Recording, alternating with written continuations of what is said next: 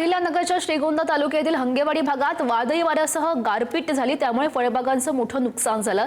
यामध्ये डाळिंब, लिंबू, संत्रा आणि मोसंबीच्या बागा होत्या, त्या उद्ध्वस्त झाल्यानं शेतकऱ्यांचं आर्थिक कंबरड अक्षरशः मोडलंय।